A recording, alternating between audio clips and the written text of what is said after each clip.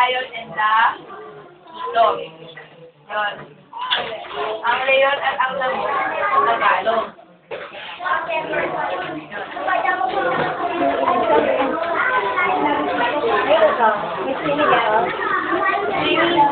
Sa'yo ta?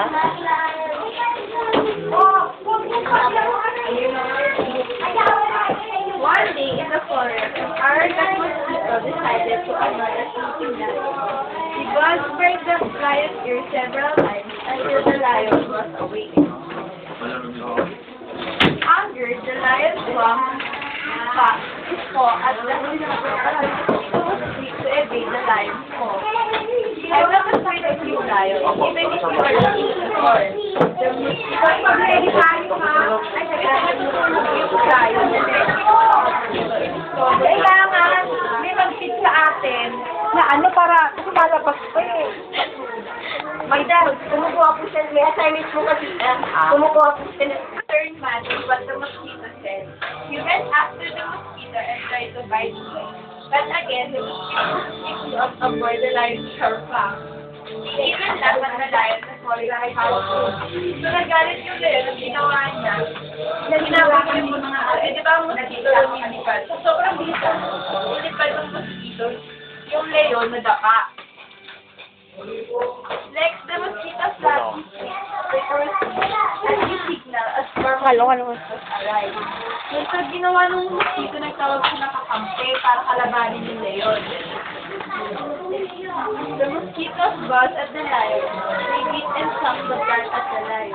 Ginawa ng mga kasamahan ng mosquito, pinagkakagat yung leon. Sobrang galit yung mga kasamahan ng mosquito. Wala tayong program. Lion screaming pain. He rushed to the nearby river and covered himself in the water. So, ginawa ng leon, nag-swimming siya para hindi siya mahabol ng leon.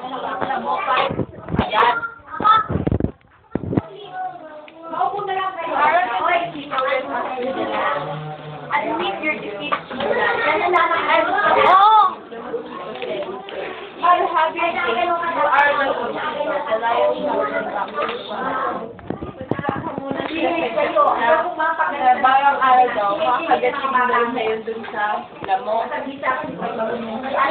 mosquito careful right away. He accidentally bumped into a spider's web. And it got stuck a lot among the shrubs could swing. Soon he saw the happy spider coming again. So sa sobrang yabang ng mosquito, nakita siya nung nung spider nung nakaramba. Bakit yung lamok? Nasaan na tayo? Kailangan huwag tayong maging mayaman. Kailangan maging makabuhan tayo sa Aqua. Ayun. Ano pangalan nito?